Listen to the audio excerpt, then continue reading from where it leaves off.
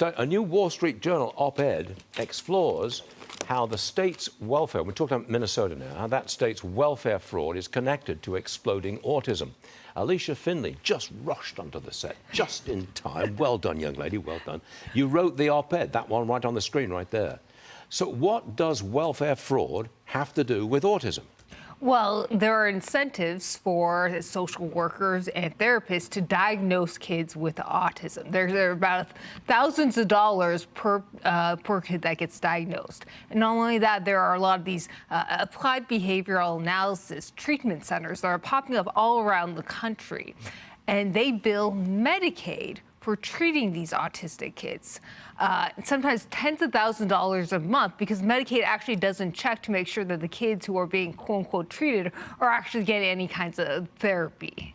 Wow, so it's like a mill where you invite people in to be checked for autism, you say they've got autism, and you charge the state a ton of money to take care of them. That's right. It's become a huge racket. It's not just in Minnesota. Not just Minnesota. It's Minnesota, all over the place. Right. There were audits done in Wisconsin and Indiana that found similar problems. Now, they didn't find clear kickbacks in terms of paying parents to enroll their kids, but they did find that a lot of these people who are working at these centers aren't qualified, that the kids are spending time napping, playing with dinosaurs, not actually getting the quote-unquote therapy that they're supposed to be getting. What a racket. I've got another one for you, Allysia. Republicans are sounding the alarm over affordability issues.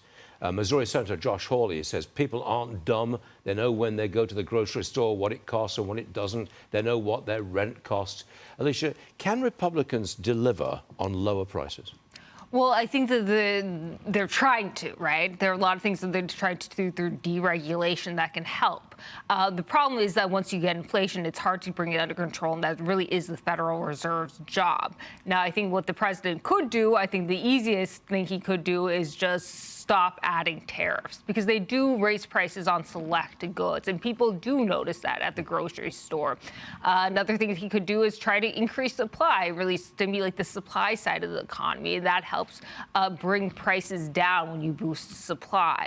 Now, these things take time to work. Like if you look in Florida, Ron DeSantis did a great job with some tort reforms and has brought down insurance prices quite a bit. Now, it took about a year for the effects to be felt, but nonetheless, when you have the political courage to take on these big issues, voters will see the results. Well, the president's on a full court press for affordability. I mean, not going to hear the last of that one. It's a big deal. Allysia, thanks so much for joining us. We appreciate it.